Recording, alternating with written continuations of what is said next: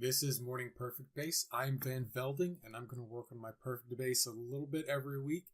And after a few months, we're going to see how far we've come. This week, I am working on the central gallery of Perfect Base 4. It's kind of dark. I'm going to sleep right quick. So, what I'm going to do is I'm just going to build up the walls if there's any more to build up there. And I'm probably just going to cut down the top to be level. And whatever I make out of it is whatever I make that top level out of, I'm going to build on or I'm going to replace. So the floors and ceilings here should be about 3 blocks deep, so that'll be just fine. This episode is it's called Videos of Future Past. You might remember that last year I made a video where I reviewed like 50 games slated to come out in 2018. You may ask, why did I spend almost 20 hours making a 15-minute video for a bunch of games I was never going to play? Well, it's...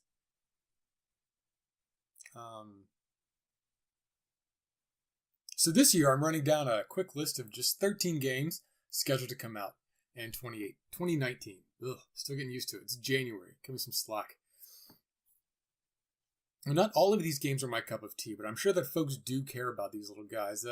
Number 13 is Anthem. Its release date is February 22nd, 2019.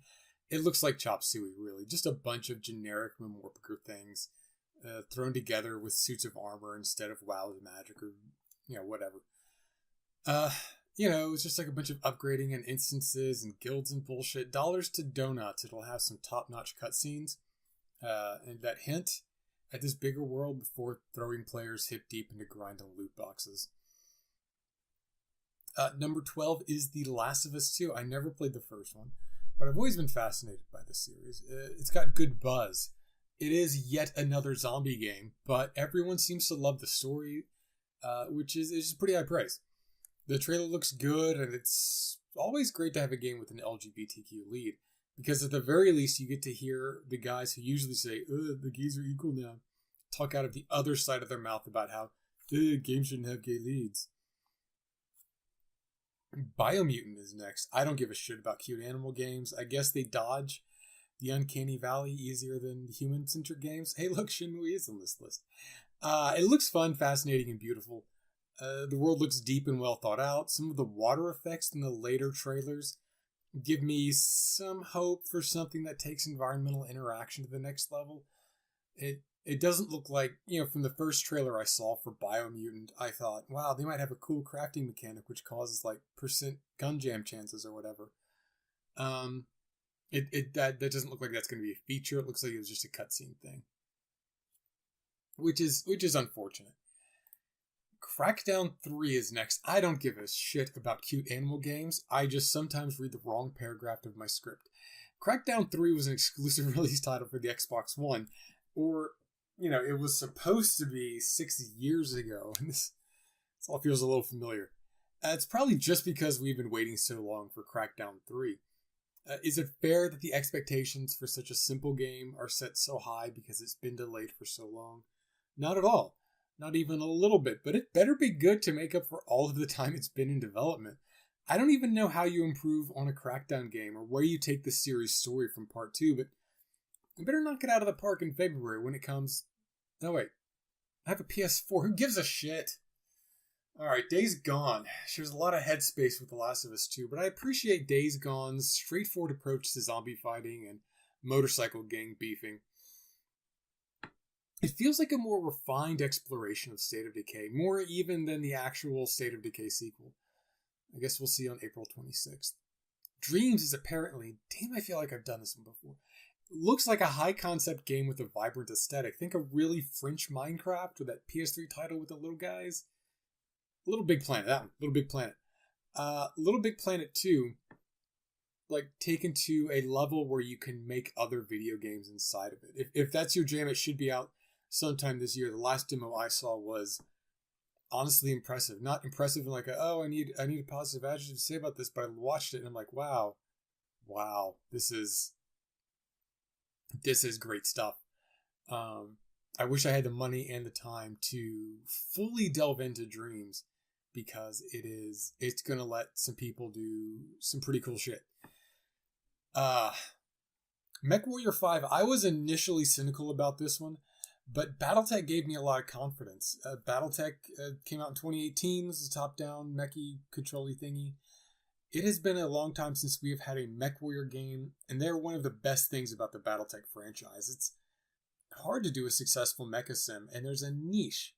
So it is wild that we have only had Mechwarrior Online for so long. I mean, not that wild, more sad, I guess. It's sad.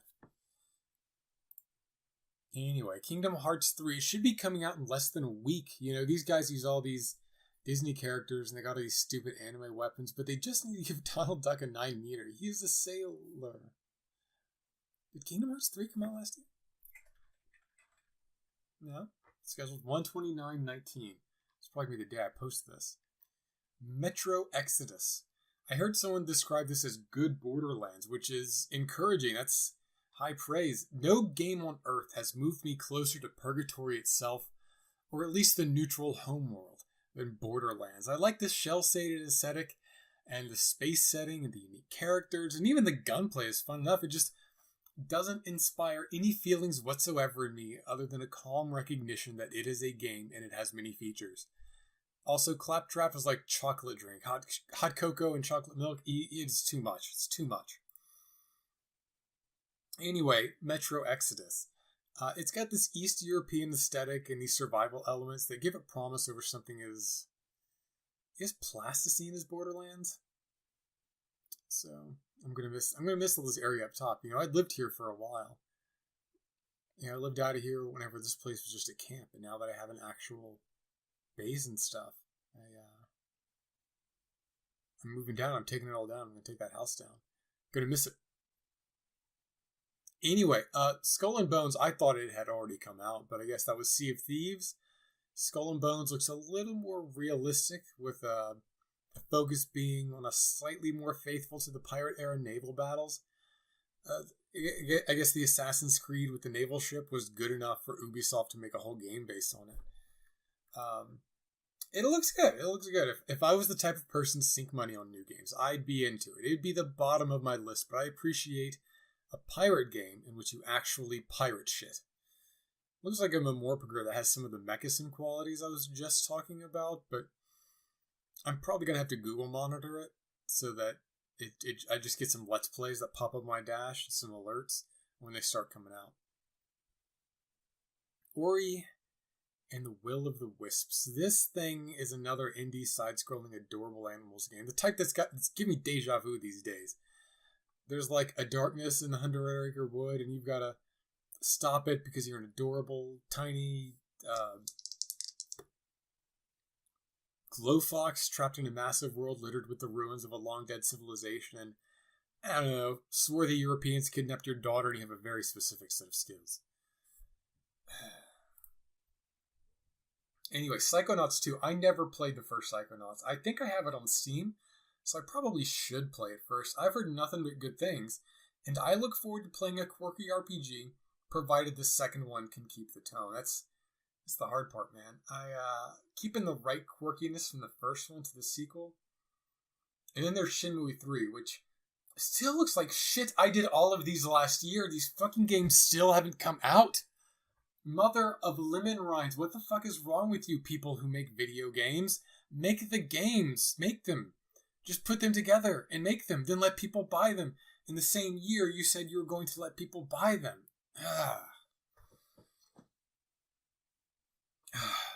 It's about half my time. So let's do some news. Let's see. Pennsylvania got its first openly gay state legislature, remember, last year? His name's Brian Sims. Some charming piece of gutter waste called Jill Freeb posted on Facebook saying, "You get up, faggot." He shared a screenshot of that, and he got banned, and she didn't. So he went on Instagram to complain about it. Eventually, he got his account reinstated. There's no mention of whether or not he reported her for her comment, and it's obvious that she would report him because she's a terrible person. So it's not like outrageous that he would be banned because he literally posted a slur. It's fucked up that the only way he got a human to review his banning was by using his personal contacts that work for Facebook. That is fucked up, man. I mean, it is par for Facebook, a company that just pushes big data around and doesn't give a shit about you while it goes through the motions of curating its online space. To do something like that, just leave Facebook. The rise and fall of RSS. No kidding, I looked at this one and thought too boring. And then I read a little bit, and then I got hooked. It hooked me. Tip of the hat to writer Sinclair Target, who will also have my next RPG character named after them because Sinclair Target. The story is exactly what it says on the tin. RSS was basically created by Netscape as a way to offer a novel feature that will let Netscape Navigator compete with the rising star, and I know this is hard to believe, Microsoft Internet Explorer. So they created the RSS feed so they could control that standard and easily aggregate websites to a single Navigator console. And then they just gave up on it because of course they did. So it was developed privately and it was forked twice into 3 standards. 2 of those standards exist today. I think only one of them is considered RSS 2.0 is what it's considered RSS. Now, social media sites, the gated communities of the web, eventually supplanted RSS for most folks. They were easier to use, and the user feeds, your walls and dashboards and whatnot, eventually supplanted an RSS feed. Eventually, when big names like Google pulled their RSS aggregators, support for RSS fell. Frankly, social media companies, technically Google has Google+, so it counts, wanted to push folks toward their online ecologies and social media platforms instead of supporting an open standard like RSS. Target suggests that the fractured nature of RSS development, with 3 major versions of it run by communities trying to reach consensus with personal and political considerations and no executive decision-making, distributed effort and made RSS slow to respond to a changing internet. And that's how RSS died and social media became the de facto style of interaction on the internet. Because Zuckerberg and Tom from MySpace could have made any changes they needed to their product as executives, RSS had fewer boundaries and more barriers. Kind of a sad story, but also an important lesson. Also, I'm going to evangelize Feedly, which is an awesome aggregation site, and I love it, and I cannot go there anymore because I'm 2,000 articles behind on my things. The skills gap was a lie. Remember during the 2008 crisis that everyone said there was a skills gap, and despite the fact that a huge chunk was sheared out of the financial markets, the real reason hiring was so bad was that many Americans just, I'll leave it, just did not have the skills to do the jobs. Now, if you're like me and you've worked for a couple of places, then you know that C or D level work is good enough for most of them. That was bullshit. The assertion of the skills gap was bullshit on the face of it. So now we've got scientists at the American Economics Association releasing a study that reports that employers responded to high unemployment to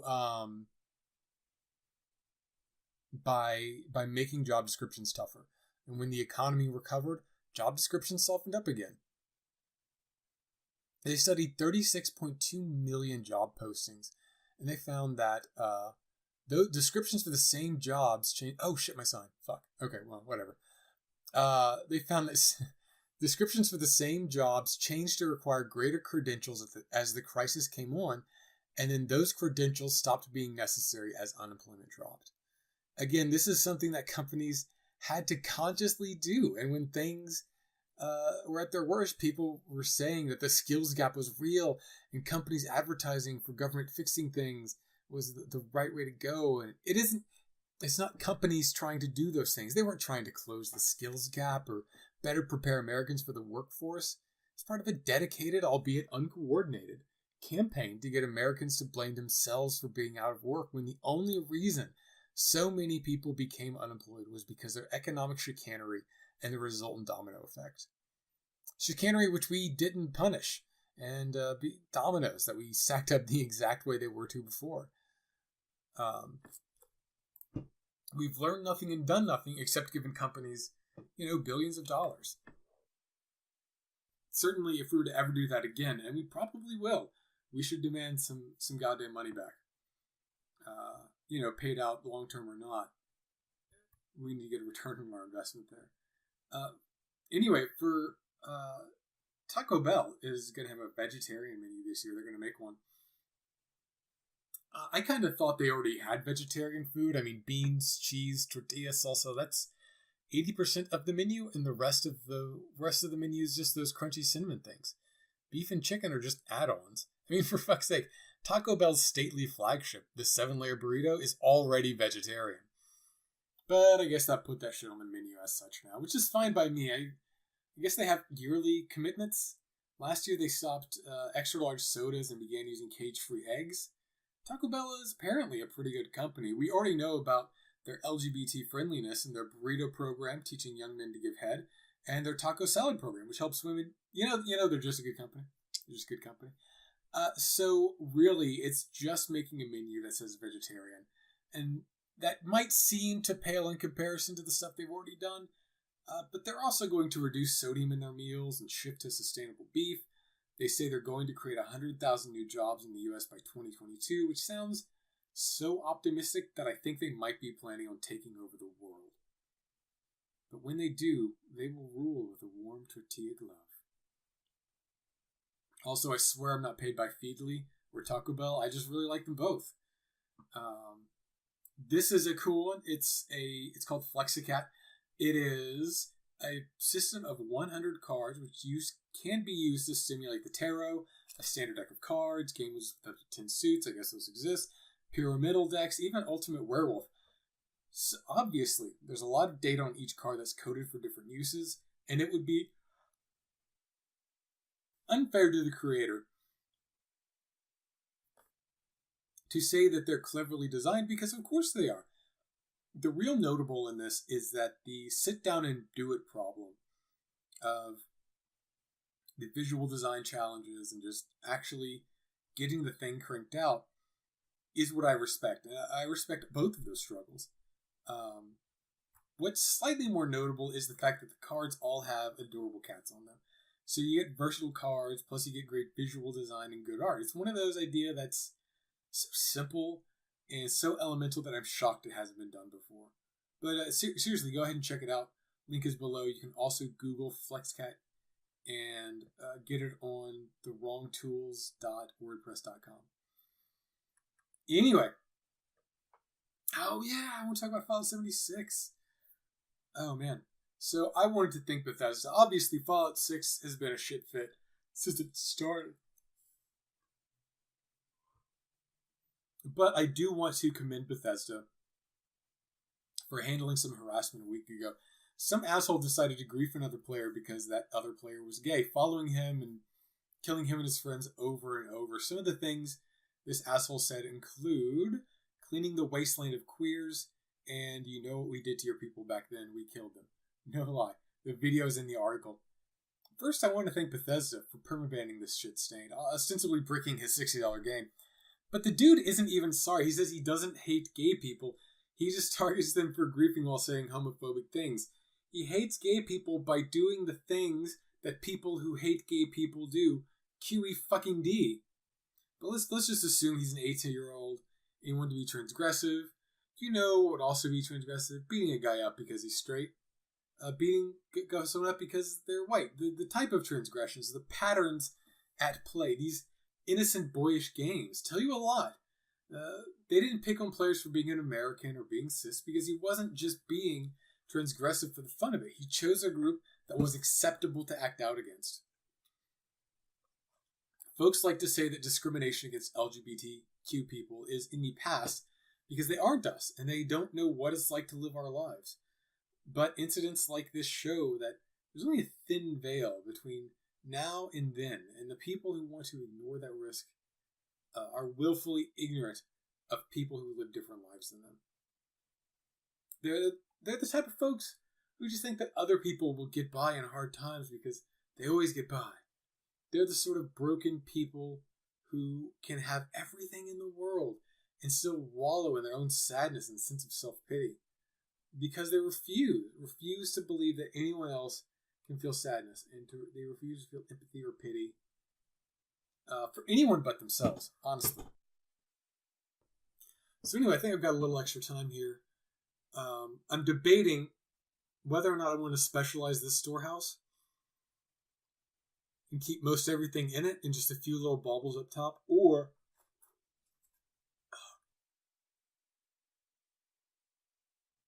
if I want every room with a different purpose to carry a different inventory of items.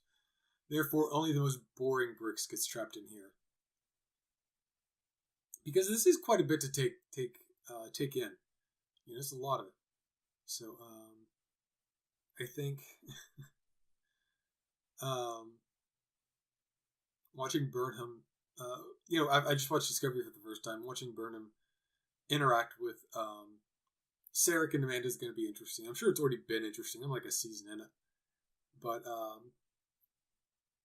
what I'm really looking forward to is Minecraft. I'm looking forward to a Minecraft, which the next update is actually going to have many more. You have an interaction window, like for this. A chest is nothing but an interaction window filled with holded spaces. And your tool chest and your workbench, and your motherfucking ender chest, all basically have a function that they pull off.